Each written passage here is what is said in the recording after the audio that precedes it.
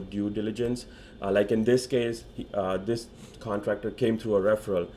But the thing I did not do, and I don't blame the guy who referred me, because I did not do my due diligence. And the way you should do is like you call his previous clients with whom he has worked with, like at least 2 or 3 guys with whom he has done the projects. Ask them how was the experience. Look for the tone, how they're saying it, meaning like if they did it but they were not very happy with him, get that kind of a background feeling from them, like a vibe. To kind of assess if this guy would be good, continue working with. Welcome to Real Estate from the Foxhole, where we give you the fight from a different perspective. We're going to learn today from a friend of mine, Mr. Ashwin, and he is going to break down to us how he handled a flip gone bad and a few other things. So we're going to go through that process with him. Let's get into it. Ashwin, how are you today, sir? I'm good. Oliver, thanks for inviting me again, the third time, I suppose. Yeah, we've definitely had some technical difficulties, but this is just kind of, I guess, what it is to do podcasting. All right, man. Let's if you could please, for a third time, could you give the people a little bit about your background and what you do? Sure. I think my third time will be much longer intro, so I'll try to keep it short. Again, I'm Ashwin. Right now I'm living in Chicago City. I have a regular W-2 full-time job. I'm in the Army Reserve, just finishing my 8-year contract right now. I have one wife, one 4-year-old daughter, so as you can imagine, they keep me very busy. My wife and me, we both are also foodies. So if anybody wants to talk about that, we can go about that as well. Regarding real estate, I started almost 3 years ago now, and I have done total 2 flips so far. Right now I'm in the market again for looking for like a 2 to 4 unit multifamily in Chicago City using a VA loan. And as Oliver said, my last flip experience basically flipped me upside down financially and experience wise, basically. So it was a great learning experience. Love it. Okay, so fantastic, Ashwin. Let's dive right in, and this time let's just go right into your flip. So tell me about this flip. Tell me what happened, and we'll break it down as we're going through it. Sure. So this flip, I bought it as an REO property, real estate owned property, and so it was like a distressed property, meaning it was in a very crappy situation. It needed like a full gut rehab. So I had a contractor lined up, and we kind of started the work. I had all my numbers written, underwriting done, and we are estimating it to get it done in like 6 months. That's the usual timeline, and with a contingency of like a 9 months timeline. So we started the work. Should I continue telling the whole story, or? No. So yeah, let's stop. Let's pause right there. What did those numbers actually look like? Because I don't think that's something we didn't get into that. What exactly did the numbers look like, so people have a reference on what we were looking at and what you were expecting to happen? So you want me to share like the ARV, the rehab, Absolutely. and the purchase price? Okay, awesome. So at that time, the purchase price was 71,000. The rehab cost we were estimating at roughly 110, and the ARV was projected at like somewhere around about 240. So that was the numbers, and if you do the calculation, it's a little bit tight in terms of my profit margin, and so you can see that it is a little bit on the tight. Just a smidge. So speaking of tight, right? When you went through the property, what were you seeing that needed to be fixed and adjusted? And what do you feel? And we won't even talk about what you missed yet, because I don't know if you missed anything, but we'll talk about that here in a bit. But let's talk about what you saw and what you thought needed to get worked on. So it definitely, as I said, was like a full gut rehab. So definitely needed to replace like the plumbing, the electrical line, the roofs, which are like the large ticket items as we look at it. The HVAC system. So everything and anything was new except like the brick foundation. It was like a brick single family house. So the foundation was in good condition. That was the main thing I was looking at. because if that's the problem, usually I'm not comfortable as a new investor. It's a lot of work to take in. So other than that, everything behind the wall and everything else we kind of changed. Even we added some more frames for loading as well. So it was like a huge task. Yeah. Okay. Now your contractor you walked through the property before you purchased it with the contractor, right? Yeah. So I got this contractor through a referral. I had spoken to him before. I had actually visited his previous projects as well. So once when I got this kind of deal and I was in that inspection attorney review time, I walked the property with him to get the estimate from him. And I also did like a home inspection as well to make sure that if he missed something, the inspector might catch it, so I can make sure I account for any jobs to be done and not to miss. So it's like a good practice I follow to make sure we have more eyes on the project than less, Okay, and you nice. don't miss Okay. out. Yeah. So you've gotten your property done. You've looked at the rehab. You've gone through the numbers. You've got a contractor. Tell me about what that process looked like going through that after you already got all that stuff done. What was the next step? So ideally, the next step is you get your permits as required, depending on your city or the state rules and regulation. You get your permits. You start the work. Generally, the contractors will, depending on what you have set up, like you sign a contract with your contractor, and then you might give some advance money. And I think that's where things started going down south in my case. Okay. All right. So let's get into the down south. Let's get into the dirty part, the lesson learned here. Right. So what happened that caused it to go south?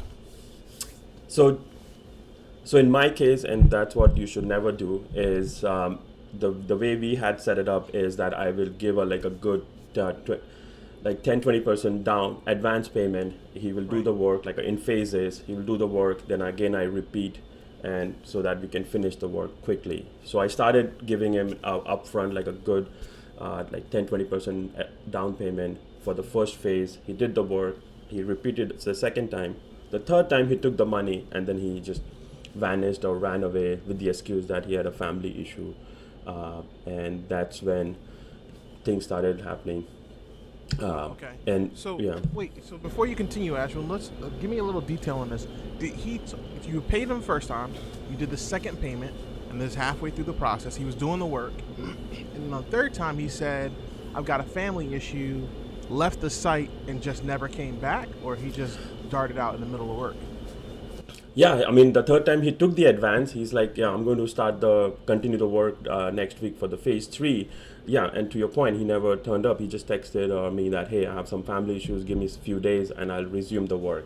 And that kind of happened for a couple of weeks down the line. And then after that, he stopped even communicating the same. And it almost it took more than 2 months before I realized that, okay, this is not really happening.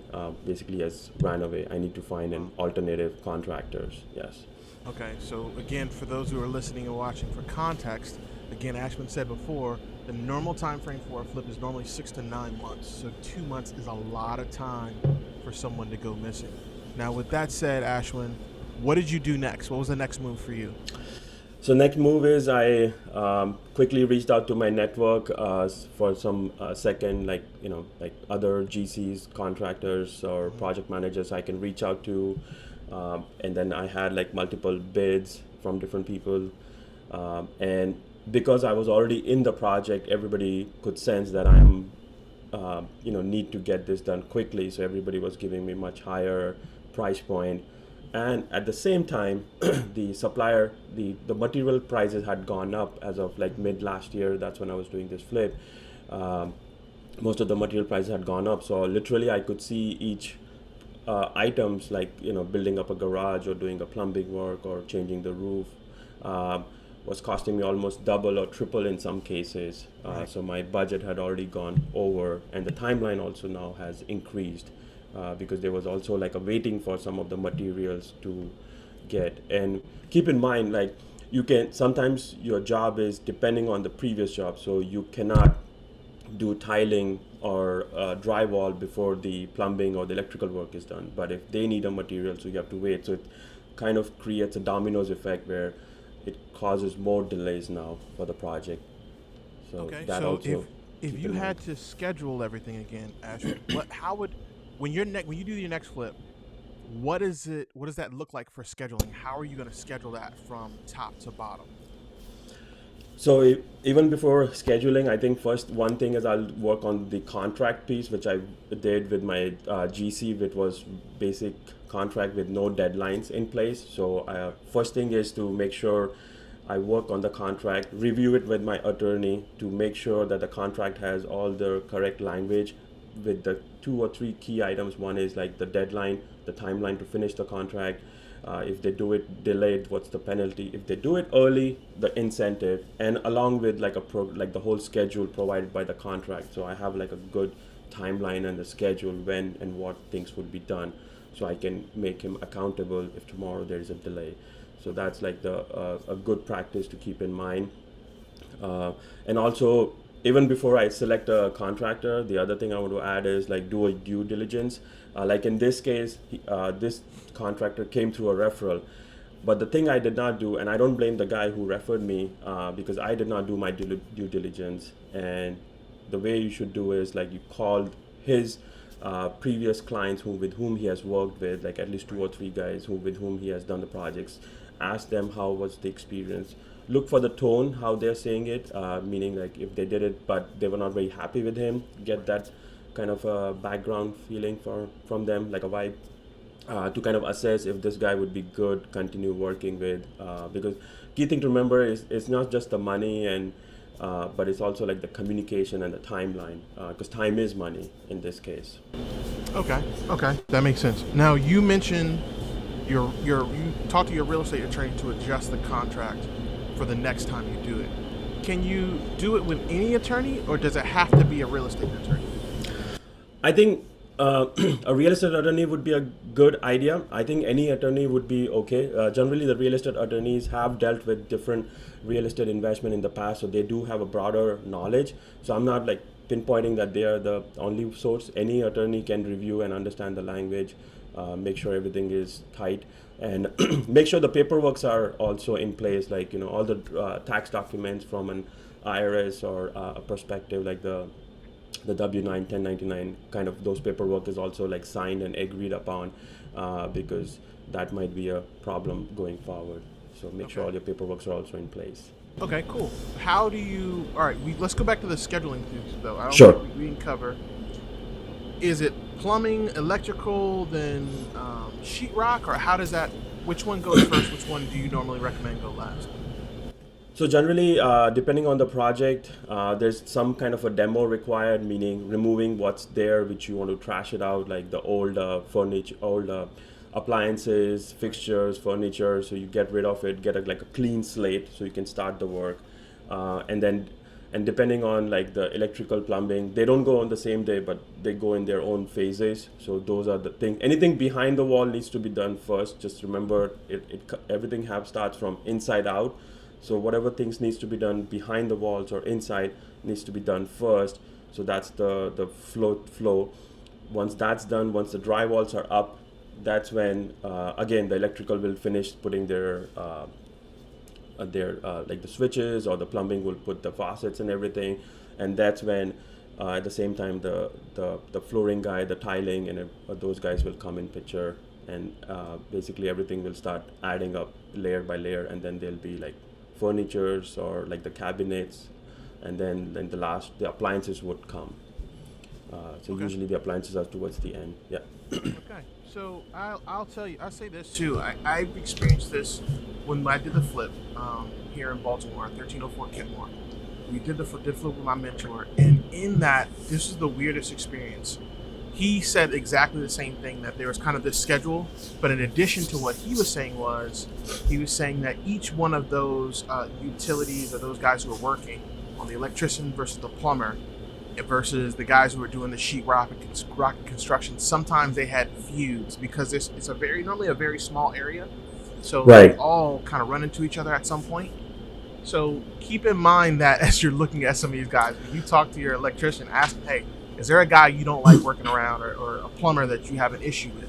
Because that can cause this weird I don't know, hard-working blue collar man feud. It's weird. Go ahead, Ashwin. Yeah, no, I agree with you, and I've sensed the same. I mean, I've not done many, but I've sensed the same. So generally, and I think that's what when my next project manager was working with me to finish this project, that's what he was suggesting, like to keep them separate schedules. He will never call those two guys or different trades at the same day. Like he'll call one at a time, so he or she has like the full space for them to work openly without any conflict or space restriction. So that way they're getting their jobs done quickly and out. Yeah. That's a good idea. That was one of the weirdest things I experienced in my life. Why are they feuding? They just did not, for whatever reason, they just did not like each other, or they didn't like working around each other. I'm guessing, like you said, it's the space thing. They're able to go in and do what they want to do, how they want to do it. Okay, so you've gotten all this stuff done. Your guy left on you. Now you're going, you got to adjust the contract. How do you get a new GC? And then what did that process look like? And then let's walk through that to the end from there. So it's tough. Like it's kind of emotionally challenging. Like, you're just starting to do the flips and everything. So you got to like keep in mind the end. Like you got to finish it to sell this product. Like, because I'm flipping to sell. If I cannot finish it, I cannot sell it. So that was like the main goal for me and the drive to get this thing done as soon as possible. So as I said, like I reached out to different like brokers, my attorney as well, everyone I could think of, just reaching out them that, hey, do you know anyone? And I got like, that's how I got like few bids, few other people I spoke to. I also walked that property with them, like this is the remaining piece, how much it's going to cost, the timeline, what's your availability, because keep in mind these guys are busy. The contractors are usually busy running from one project to another project, and they already have lined up a couple of projects, so the time is also key. So you really have to like beg, borrow, steal kind of a situation where they can allocate some time to get your project done. So in the end, I found like a project manager, and then he also had like a good network of tradespeople like electrician, HVAC, and same plumbing guys to finish the work. And then what I did is, which I was not doing it, is to get the lien waiver form signed every time I was paying, and I was directly paying to all the trades, so that way there is no like a third party involved and a confusion like the previous contractor. So I have a direct control over my payments and getting that lien waiver form signed up for each work to make sure it goes on and I have no problem later on. Okay, so let's talk about that. Can you go into that a little bit? What is exactly a lien waiver form? What does that do for you? So a lien waiver is basically, it says that someone has done a job on your house, on your property, and you have paid them the money if you have. So that's like the lien waiver. If you don't tomorrow, let's say a plumber or anyone, electrician or like a handyman comes and does the job, but you don't pay him or her, saying I didn't like it, whatever, you had a fight, they can put a mechanical lien on your property. So in the near future, if you want to sell it, you cannot sell it till you get that lien removed. And I actually experienced the lien when I was selling this property, because one of the person who had worked with my first GC who ran away did not pay the HVAC guy, and then he put a lien right at the last moment when I was about to sell the property, and it was like a surprise for me. So great experiences. Yeah, that does not sound like a great experience, but I like the military excitement attitude. Even the negative is always positive for us, and I love that about it. Yeah. You roll with it, basically. Yeah, because you have no choice, right? You got no choice. So you got to the point where you got your GCs, everything gets squared away inside the property. You did all the work. When you went to sell the property and you found out there was a lien, a mechanic lien on it, how did you handle that situation? What did you do next? So just to add like a fun fact, before I was like finishing and selling, there was also a couple of break-ins, which we can go in detail as well. But coming back to the lien, so like right at the last moment when my attorney was working to get with the title company to get everything cleared up to sell, closed just a week before, this lien popped up, and I also got like a notice from the HVAC guy's attorney firm or the lawyer firm about the same, about the mechanical lien. So then what my attorney suggested, like, let me reach out to him directly and see if we can negotiate. And then through him, we kind of spoke to the HVAC guy, like, hey, we have paid the GC and I can show you the proof. It's not like I have not paid. And we kind of negotiated with him to bring it down as much as possible. And then he also was frustrated with the GC because he had worked on other 5 projects with him similarly, and he hasn't got paid on those 5 properties as well. So which was kind of not shocking to me at this point because I was expecting these things to happen. And luckily we kind of had a good understanding. We came up with a number. We were able to bring it down, get all the required documents so that we can get a clean title from the title company, and then execute the process. Yeah. And before we get into the thievery that started happening, I did want to point out the fact that what's cool about it is that you went through that, and out of that you gained this new relationship with a guy who knows what he's doing. Not just a great GC now you got a great GC for the next project, and you got a great HVAC guy. So all in all, you might have come out with a win on this in the end. We'll see what those numbers are like here in a bit, but let's talk about the robbery or the thievery that was happening at the property. At what point did this start? Did this start at the middle of the process when the first GC left? Where was this kind of happening? So all this time, all this time, our project was just getting delayed, but there was never an activity of or a theft or any kind of a suggestion that there might be a break-in or anything like that. Right the day after I installed the kitchen appliances, the shiny new appliances, including the cooking range, microwave, the refrigerator, dishwasher.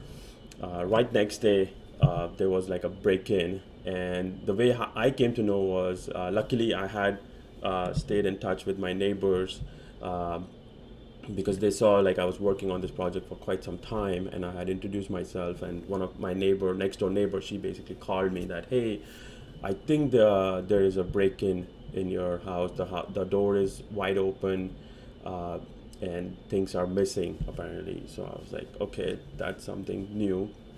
And generally, when you have a break-in, ideally you're supposed to call 911, which I have never done in my past. But so I got something new to do, to call 911 now. And I've called them a couple of times now through different break-ins, so I'm like used to their process now. So I'm good at calling 911. So anybody wants some tips I can share how to make sure to reach the right person and get.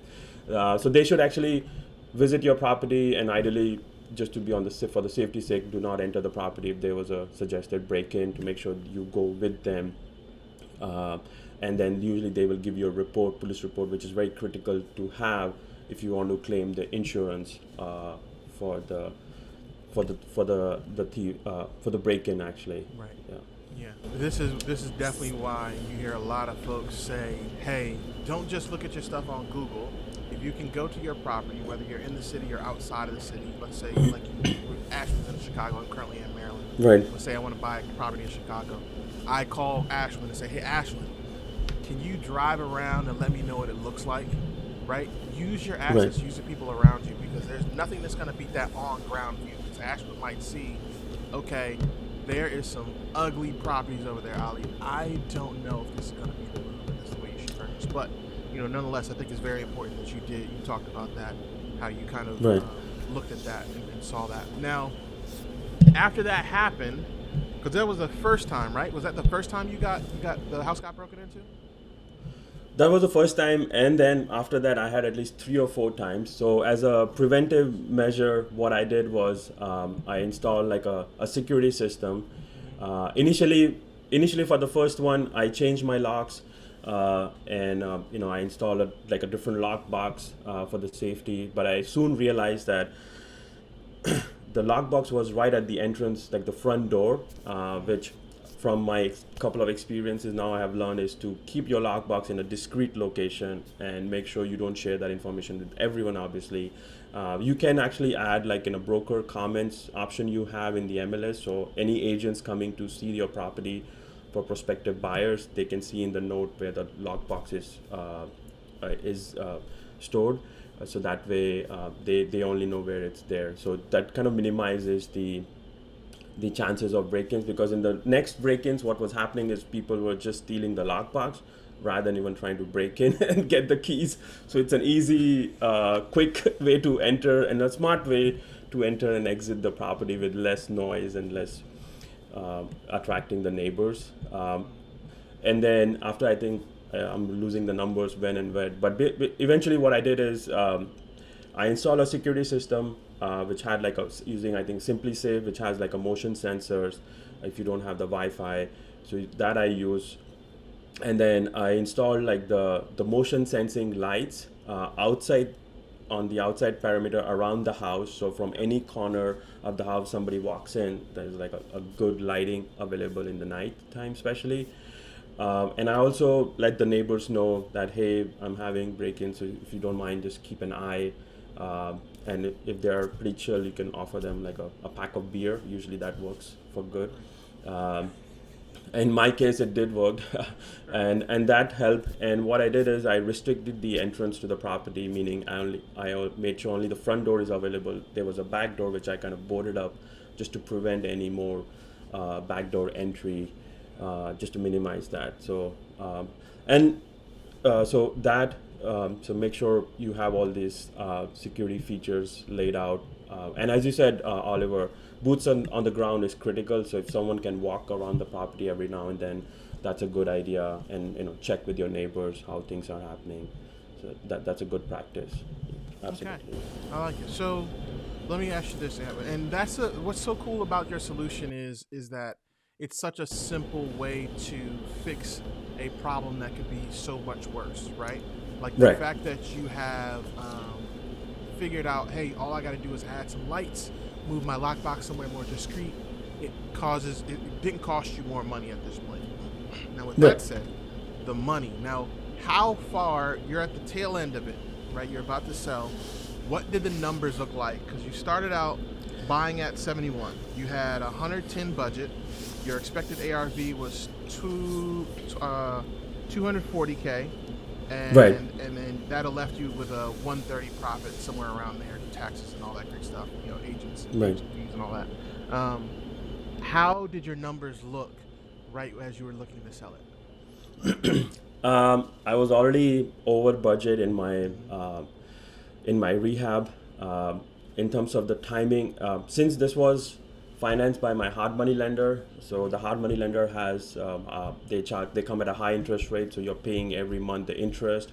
You're also paying for basic utilities like the electrical, gas, any snow cleaning, grass cutting, any other upkeep maintenance you need to. So you're adding that cost gets added up really fast. So I knew like I'm going to go now under. I could already see it's rapidly accelerating, going in the negative piece. But my whole aim was to make sure I'm like a credible investor. My aim was that, hey, my lender has given me the money. I want to keep a good relationship and I want to keep doing it. So my bottom line number was that I need to come up with a number in order to sell. That way I can at least pay up the principal and the interest I'm paying every month, but the principal amount I should be able to pay to my the lender. In this case was a hard money lender. So that was my aim. Right at the tail end, the market started shifting, as we all know. Towards the end of the last 2022, the market kind of shifted. The interest rate started going up. So most of the buyers who were interested were not able to meet the loan requirement. They were backing out. So I started gradually reducing the pricing listing at this point. And then I was already reaching a 12 months timeline. With my lender, I had signed a 12 months time window. So I said now I'm in a trouble, because now I am basically due to pay the whole principal amount as well. So I asked them for an extension as a one-time extension. They gave me a 3-month extension. And the other option, just for the suggestion, the other option is to refinance it with a regular bank, because now at this point the property is up and running and it's ready. So I could have refinanced it a 30-year loan kind of a thing and maybe rent it out. So different strategies are there, but at that time from my perspective, I wanted to sell this property because I've already put in a lot of money. So even the rental or any other strategy was not very effective strategy at that time. Right. So I kind of lowered the price drastically, just at a point which was I think 190ish, and which is basically I'm under now. I'm flipped basically upside down, and I just got this property sold off. So yeah, great learning experience. Very I like it. expensive. I like it. Let's talk your hard money lender. Now, I've ran into people who have been uncomfortable with hard money lending. Can you explain to me the hard money lend versus the private money lend? And is hard money something people should be uncomfortable or afraid of using? I would say, so here's the thing, and again, I'm as I'm growing and I'm learning, I'm like developing my own mindset. What I realize right now when I look back at this project is that you as an investor are the one who's taking all the risk, who's doing all the calculation, who's getting the people to get the job done. You are the first one to take the maximum risk, and you're the last one to reap in or get any profit left in the deal, or take the hit, basically, in my case, like take the loss. So you are the one, so you should be the one controlling the project rather than everyone controlling your project. That's one. The other thing I wanted to say is, like, it's all about the numbers. There is no emotion in this real estate investment. It's all about the numbers. The hard money lender, private money lender, the bank, or any source, bottom line is the time, like how quickly they can fund the money for the deal so you can close it on time. Like, that's the one thing. What terms are they giving you in terms of the principal amount, the interest rate? How much are they able to give you in terms of the percentage of amount you need for your purchase price and the rehab cost? Is it like 85 LTV, which is loan to value, or 90% or 100%? So those are the things you need to consider that. And hard money lender, like any business, they want to make sure that you can pay back. They want to, they're giving you the loan for a very short time. So that's why the interest rates are high compared to the regular conventional personal loan or any other mortgage, home loans, which you see from the bank. So they're giving you a very short time, and they're giving you a loan for a house which is not in a good condition. It's in a very crappy condition, distressed property as we call it. So they're good if you're starting new, because you need second or third opinion about the property and the things needs to be done, so they can do like a better calculation. So when I present them the property and the numbers, they were able to see, okay, these numbers do make sense. The profit margin is a little bit tight, but it's okay, kind of doable. So it's like, you get like a second, third opinion as well on your deal. So it's a good idea to use them in the beginning, just to create your track record. Because if tomorrow you go to any person, private money lender, or your friend or family, that, hey, would you like to invest? The first thing everybody will ask you, have you invested before? What have you done so far? So you need to show some kind of track record. So they're good. They charge fees for everything. So just take that into account, and it works actually. Yeah. Okay, I like it. That's fantastic news. Okay, so we've talked about that. We talked about, let's talk about your checklist a little bit. And this will be, we'll close out here, but let's talk about your checklist, because this is something you talked about before, and I think this is extremely valuable for those who are listening and watching. What does your checklist look like? Yeah, I was about to say, I think I forgot that, like, from the first time recording and the third time recording attempt, right. Totally forgot of that.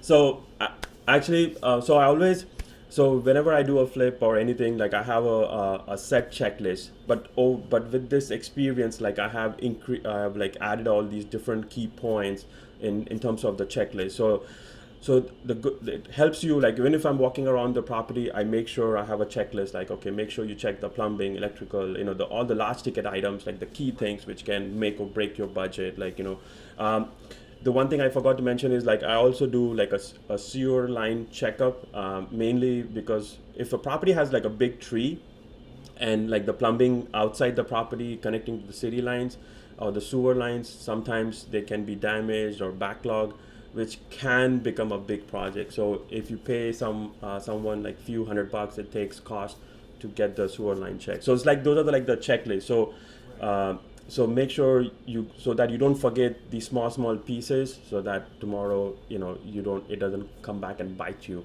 So checklists are very important. So I have checklists for like pre-closing stages, during the rehab. What are my checklists to be done? Like, hey, have I done like due diligence in this case going forward? Have I signed the contract properly or not? It's properly checked with the reviewed by the attorney or not? So and like while selling, also make sure you have a checklist. Like when you're selling the house, make sure your house is clean. Like in my case, the 6-9 months project became like more than like 12-14 months project. So I had to like every now and then go and clean the house, make sure it's presentable for prospective buyers. So these are the checklists you got to maintain. So it's a good practice for yourself, and tomorrow when you grow and you want to outsource it, you can leverage these checklists and becomes part of your process. Very critical in this game. Ashwin, thank you, man, so much. This has been phenomenal. Just your thought process, a bunch of things has been eye-opening, at least for me, because granted we've had this conversation before, but even then, right, it's still been really good, because I even got some bits and nuggets out of this conversation. Thank you. Before we go, I want to make sure you're able to provide the listener or viewer your troop to task. And for those who are watching and listening, a troop to task is Ashwin is going to give you one thing you can do right now to get started on the path of home flipping, as he is. One thing that you can do and that you can take and make things easier for you moving forward. Ashwin, what is this week's troop to task?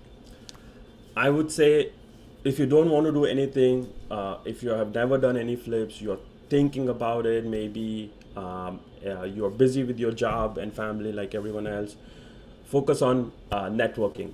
And when I say networking, meaning go to there are a lot of real estate groups, meetup groups in every part of the US, I can say confidently.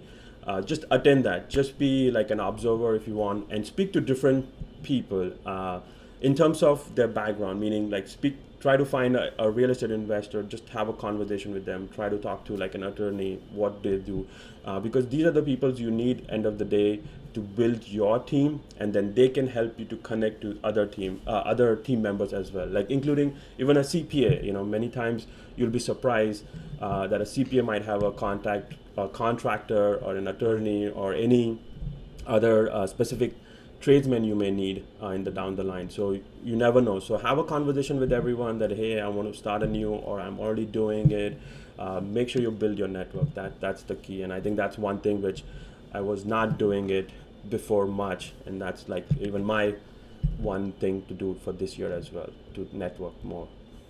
I love it. Adding values to others, the surest way to add value to your own. And this is in your background. And you've done just that today. Ashwin, thank you, man, so much for coming on. For those who are watching and listening, Ashwin, how do they get in touch with you? How can they reach out to you? Yeah, definitely. So I am a little bit active on, I'm getting a little bit better with the social media. So I'm active definitely on the Facebook and Instagram. So my company name is Plus Properties. I have a Facebook page or Instagram page, but the easiest way would be just reach out to me on my personal Facebook profile, which is my first name, last name, Ashwin Abichandani, and kind of message me if you want to talk about real estate or food in Chicago. More than happy to have a chat and connect as well. Awesome. And I'll add Ashwin's contacts in the chat, because I know his last name is difficult for some who Yes. are not from out of country. So it might be difficult for some, but I'll have it in there so you guys can be able to reach out and talk to him.